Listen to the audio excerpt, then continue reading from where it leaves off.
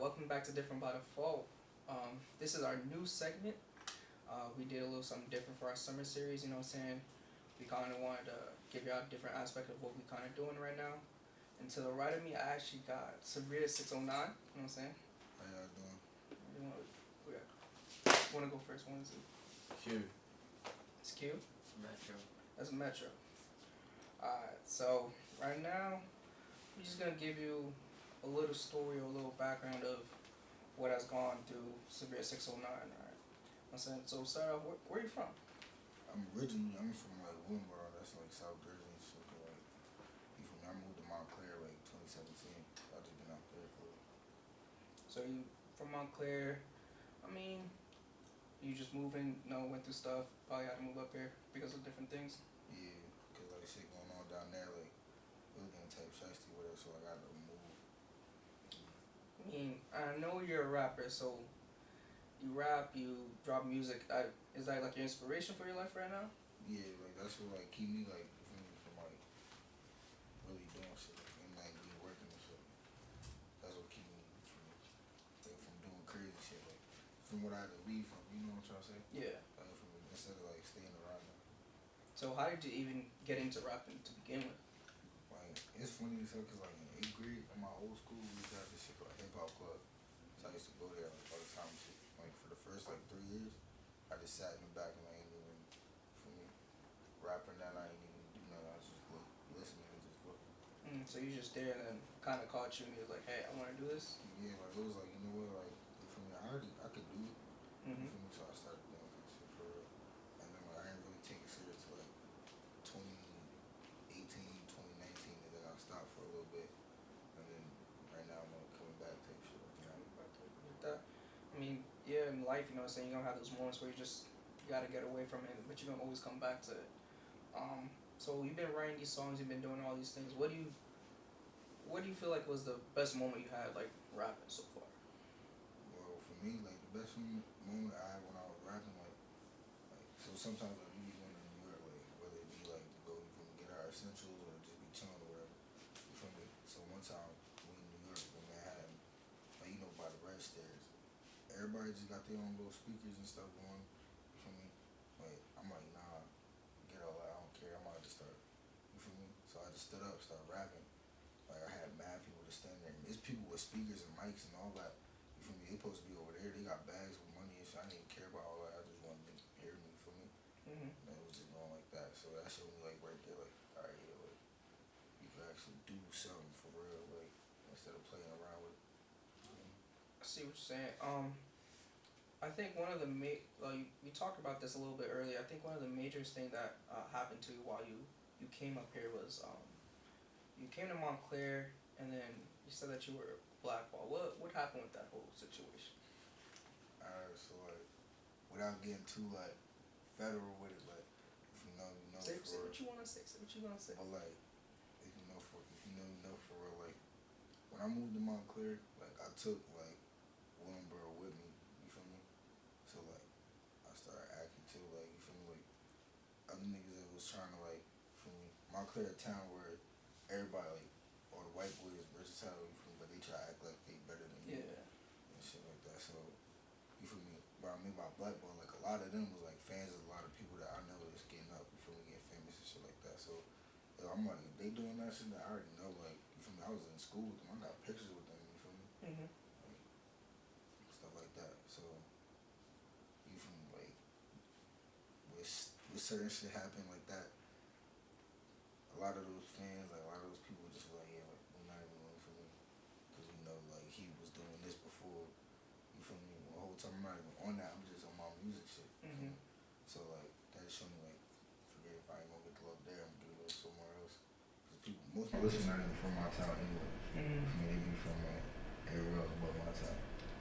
So when you moved to Montclair, people was rocking with you and then kind of started making it big, started making it sound, your wave, and people stopped following you. Yeah, cause like, you feel me, like, it was on some, like, I had my own little, like, rap group, like, me and my homies, you feel me, we was called NRG, standing for energy, you feel me, just dropping a couple letters, whatever, but, like, we had, like, a couple of songs that was really getting popping, like, you feel me, and for me, like, dropping the song and getting like 2,000 views, that was like crazy. Like, oh, you feel me?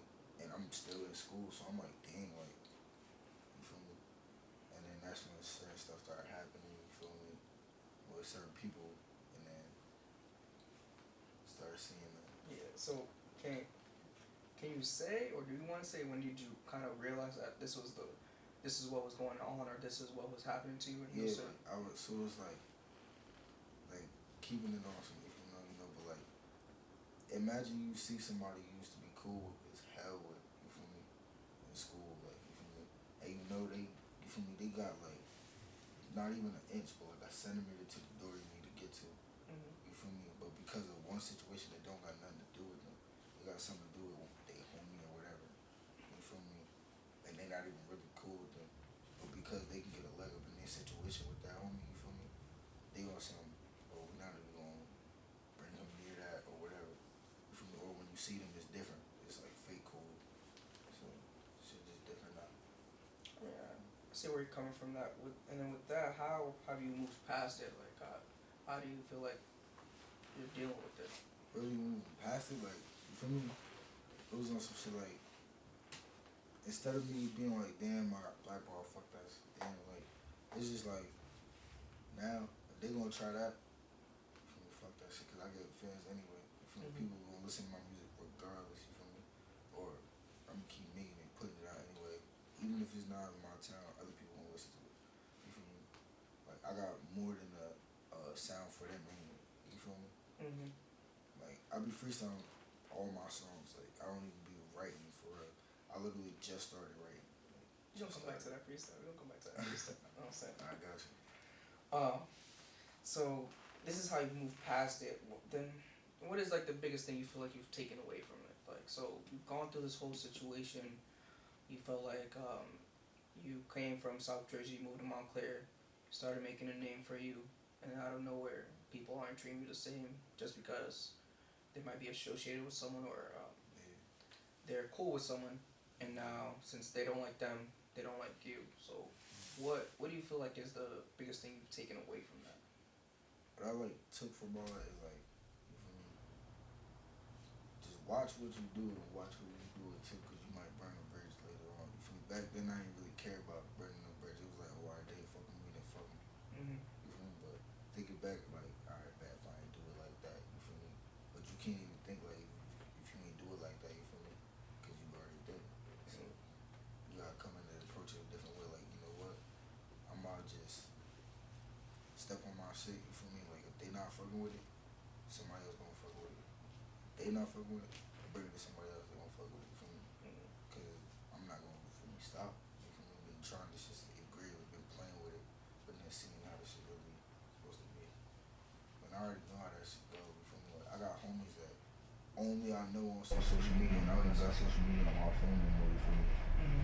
But I got homies that I know that they're only on social media, you feel me, that really like in the industry type shit. Like, I could really hit them up like, yo, but you feel me, like I said, they tried to blackball me before, like in Montclair, so it was like certain dudes that I needed for like a video or something. And like, nah, you feel me, messing that up. Speaking of family, you got your family here.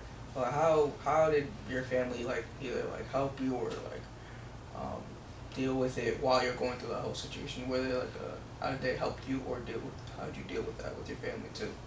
It was more so like me and my siblings really for real. Like, we all like was all like close knit, you feel me? Mm-hmm. But now we all older, we doing our own, you feel me?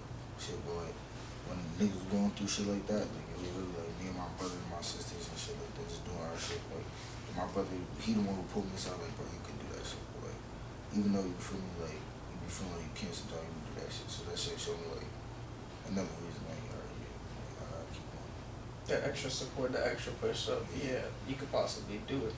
I mean, do you feel like without them you probably wouldn't be able to do half of this stuff, or is it just you got like that? Like, without them, it's not without them, I probably wouldn't be able to do it. Without them, it'd be way harder to do it. You know what I'm saying?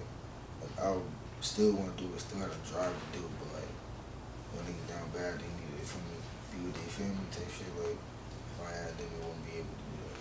Yeah, fame is probably one of the biggest supports that you have. You know what I'm Yeah. saying, with everything that you do. Yeah. I mean, so then with that, if you could go back in the magical world that we live in, what would you have changed about certain things or certain ways that stuff went down? You feel me? I would have been way like just way smarter with certain situations. Like I'd have like moved a little bit different. You Mm-hmm. feel me? Like a lot of that shit. Like instead of going left, I would have went right. Mm. You feel me? Instead of going up, I would went down. Like I wouldn't have did it how I did it. Cause then I know for a fact it would have been perfect. You feel me? I wouldn't even be like where I'm at right now. Like, you feel me? We'd be all up. You know? Yeah. So you're saying,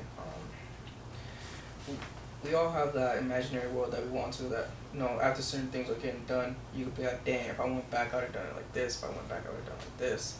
I mean, kind of in that world, we kind of gotta live with what happens, and then you gotta kind of roll with it.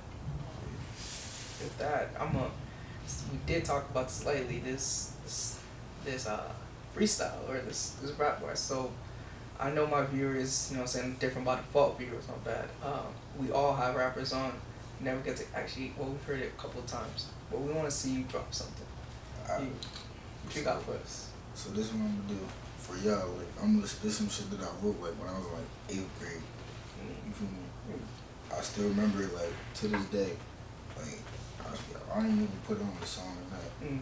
I got you. Look, where do you want me to go right now? Right now, bro. I'm gonna give me like a 5 count, Well, alright, one. and I got you. Look.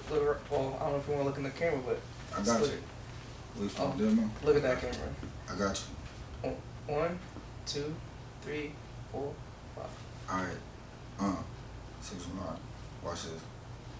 I pray that I make it. I'm patiently waiting. I just popped this Zandy. That shit got me shaking. Niggas they hating, so I just started eating. I tried to touch bases. Give me a bitch and I swear that she caking. These niggas they faking. They may be my sons, but I did not raise them. Go for a bitch just to replace them. I feel like the master. I might go and slave them. I'm fucking them Batman. I might go and save them. Lose my patience. Like for running blast off. Said I look to the future, no mask off. Might wanna let this Mac off. Y'all pussy niggas, y'all act hard. I'm not sick cause I act soft. So you don't know when I blast y'all. I feel like Chris gonna that raw.